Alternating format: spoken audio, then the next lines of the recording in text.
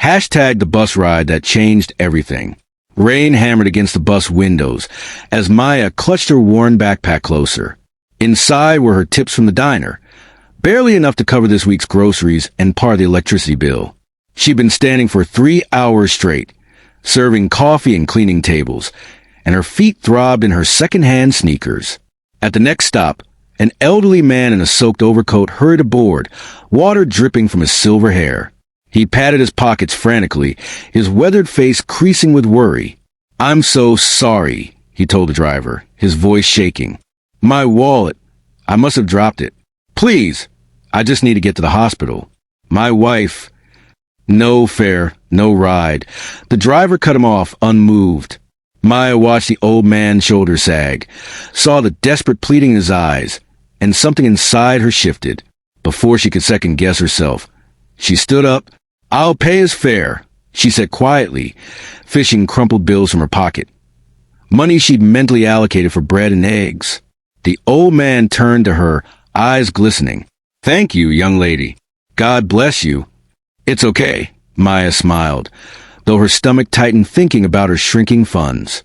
"I hope your wife is all right." They sat together in silence until a stop at City General Hospital. Before leaving, he pressed a damp business card into her hand. "Richard Sterling," he said softly, "if you ever need anything." Maya glanced at it politely, then tucked it away, thinking nothing more of it. 3 weeks later, Maya's world collapsed. The diner closed without warning, the owner bankrupt. She applied everywhere, but no one was hiring. Her landlord posted an eviction notice. Desperate, she remembered the card. Richard Sterling. A quick internet search made her gasp. He was CEO of Sterling Industries, one of the city's largest corporations. Her hands trembled as she dialed the number, certain it was pointless. "Mr. Sterling's office," a crisp voice answered. My name is Maya Rodriguez. Mr. Sterling gave me his card, but I'm sure he doesn't. Ms. Rodriguez, please hold." Seconds later, Maya. Richard's warm voice came through. "I've been hoping you'd call. My assistant has been trying to find you. Please, come to my office tomorrow at 10. The Sterling Industries building gleamed like a glass cathedral. Maya felt small in her cleanest jeans and a borrowed blazer as she rode the elevator to the executive floor. Richard greeted her personally, looking nothing like the desperate man from the bus. "That night, I'd been mugged leaving a charity event. My security team was searching for me, but I was disoriented. My wife had just had emergency surgery, and I was frantic to reach her. Your kindness, what little you had, you shared without hesitation." Maya's eyes welled up. "How is your wife?" "Recovering beautifully. Thanks for asking." He smiled.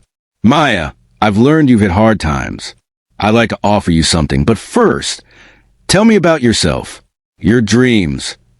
Over coffee, Maya shared her story. Dropping out of college when her mother got sick, working multiple jobs, her abandoned dream of becoming a teacher. Richard listened intently. "I'm offering you a position as my executive assistant, with a salary that will let you live comfortably and return to school part-time. But that's not all." He slid a folder across the desk. "I'm establishing the Maya Rodriguez Scholarship Fund with a $5 million endowment. It will help young people from difficult circumstances pursue education. I want you to help me run it." Maya couldn't speak. Tears streamed down her face. "The world told you that you couldn't afford kindness that day," Richard continued, his own eyes misty. "But you gave anyway. That's rare. That's precious. And that's exactly the spirit I want to amplify in this city." The press conference 2 weeks later stunned everyone. Richard Sterling, known for shrewd business dealings, stood beside a young woman few recognized, announcing a massive scholarship initiative born from a simple act of compassion. "This young lady paid $2.50 when she had almost nothing," Richard told the cameras. "She reminded me that wealth isn't measured in bank accounts. It's measured in the size of our hearts." Maya Rodriguez is one of the richest people I've ever met. Maya's story went viral. Donations poured into the scholarship fund from people inspired by her example.